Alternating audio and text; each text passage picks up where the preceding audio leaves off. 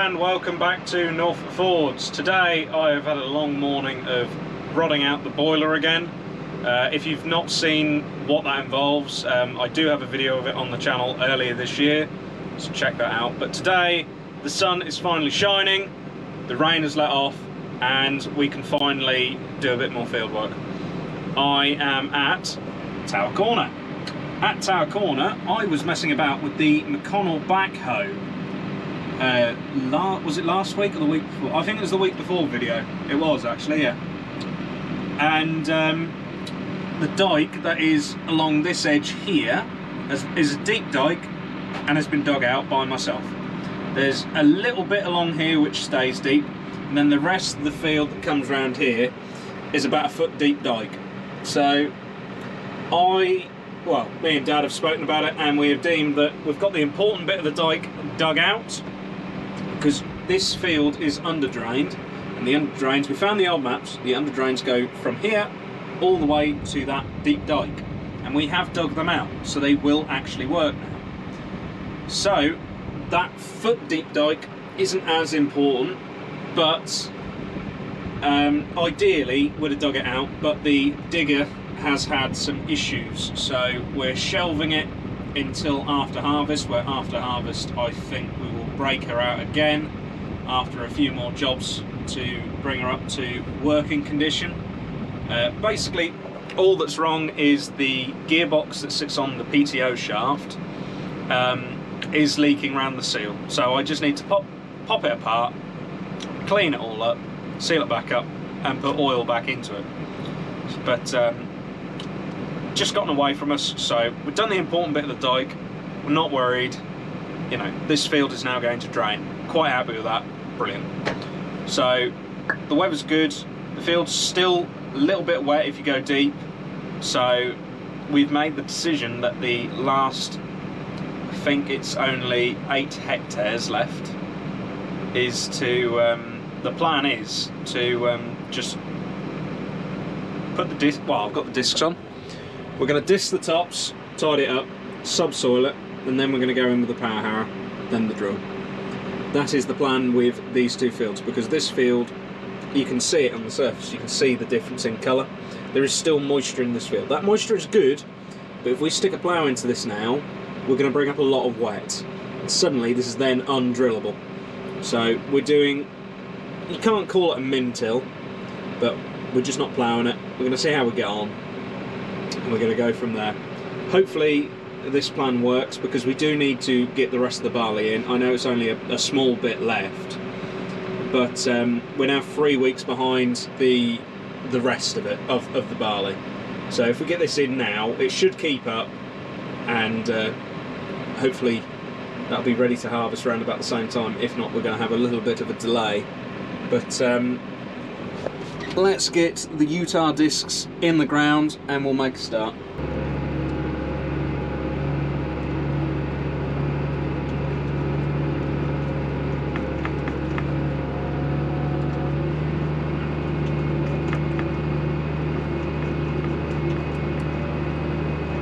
We're not quite full depth, I've just taken it out a little bit, and that's leaving us somewhat alright on top.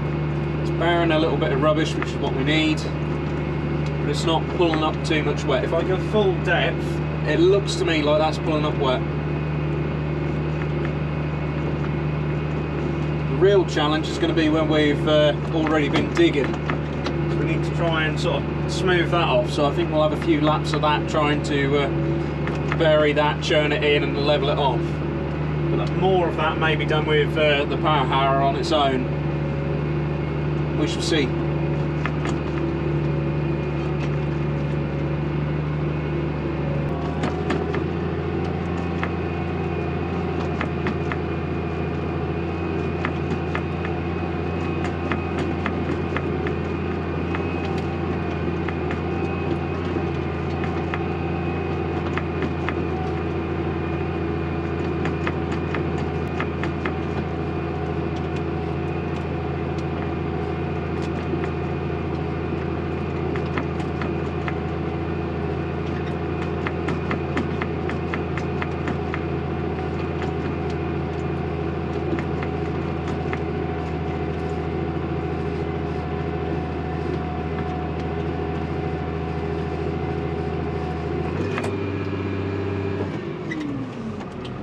There's a big barrel in the way, hold on.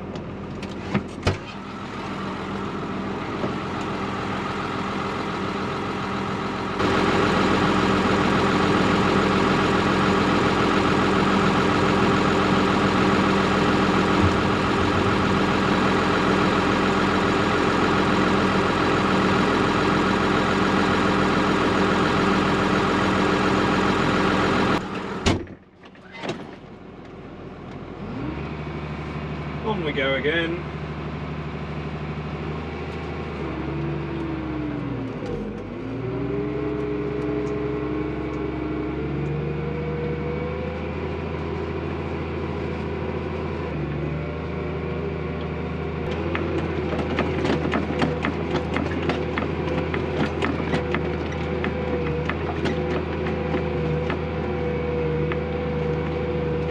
And here's the dike rubbish.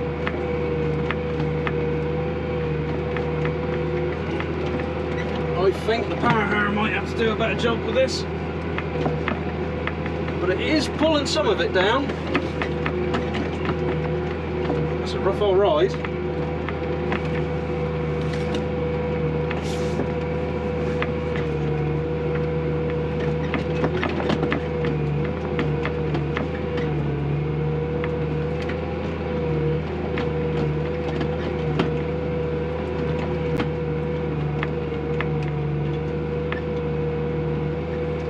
Pull that out a little bit. That's better. I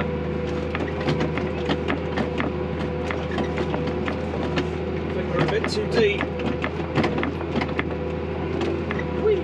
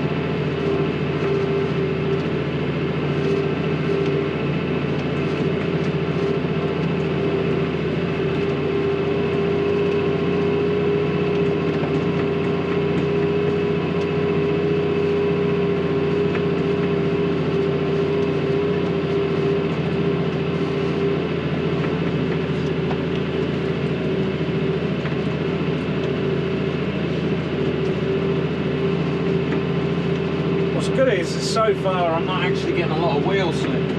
We're actually gripped in fairly well, even though it does have a bit of moisture on the top. You can see as we come back around here how there is quite a lot of moisture still locked in into the soil, because as soon as you just sort of flip it over, there it is, there's the moisture.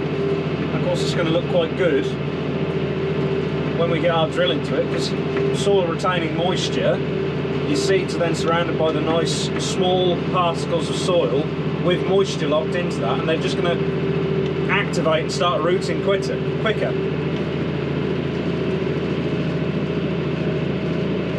So this could actually be quite a good idea by not ploughing this field. But we shall see. The proof will be in the pudding. But it's going to be an odd comparison because we're obviously quite a few weeks apart now. I don't know. We shall see.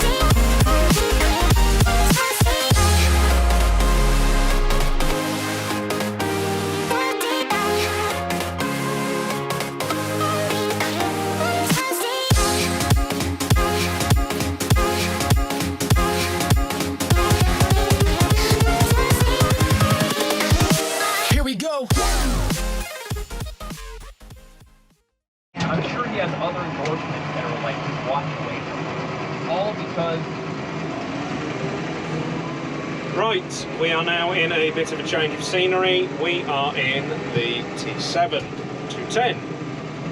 And you might be asking, well, Lewis, what was the point in you buying the TM if you're going to end up using your family tractors anyway? It's a logistical thing because of the poor weather. The plan is, and this has happened for a lot of farmers, where you turn around on the headlands is fairly jammed down at the minute, and the crop on your headlands is lagging behind the main body of the field. So this isn't a new thing by any stretch. What we're doing is we're going to drill the main body, come back with the subsoiler, subsoil the headlands, and then drill the headlands. And what that will do for us is we should have less compaction on the headlands because of the scooting about that you do when you turn in and out of your field. That is the plan.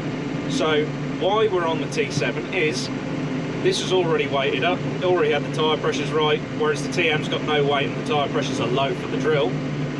And we're going to put the subsoiler on, leave the subsoiler on, get the drilling done, and then we can take it off. So it is a bit of a cheat, but it's going to save us a fair bit of time dropping off implements and reweighting the tractor. So it makes sense. Also means I get to come back to the lovely reality of guidance system, because subsoiling with guidance is just 10 times easier.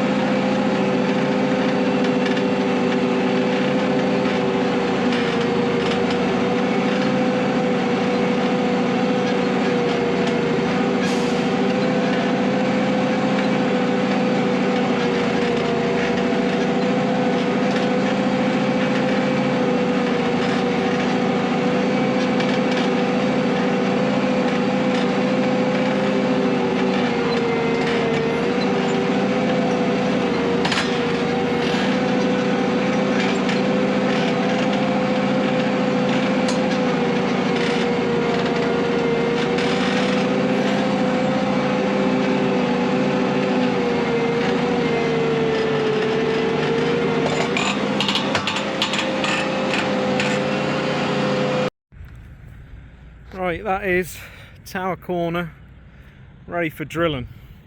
It's going to be the 3rd year of barley on here, same as the Odd Fellows, and yeah, this is a bit different for us because normally we're very much a ploughing kind of farm. Big fans of the plough. I'm sure you've heard about it, but just because of the weather conditions, if we turn this soil over too deep, I'm going to bring up all the wet that's underneath. So we're in a better stead than we would have been because obviously we've dug out that end dike, as I said earlier in the video, but we've disked to bury some of the rubbish, we've subsoiled to remove the compaction, and we're leaving the headlands to come back with the T7 to subsoil the rest. So I'm looking forward to drilling direct into this with the homemade combination. I've left myself a mark with my wheels on the EGNOS, so I know where I'm setting in, so I know exactly where I have subsoiled, and pretty much from this line everything is subsoiled. Down to the other end I've left a similar mark. So ready to rock and roll with that, and then we just need to come back with the subsoiler once the main body is finished to then do the headlands. So that's pretty good, but we have had a slight issue with the subsoiler, which I'm glad I've just noticed, because I need to drop the subsoiler off to sort it out.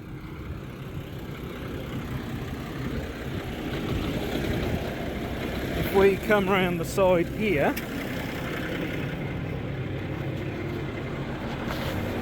the end of my pin has snapped, so I need to get a new pin quick. You don't want that falling off down the road, so I'm going to creep back to the yard nice and slow, and hope we can find a new pin quick. I don't think we've got one in here.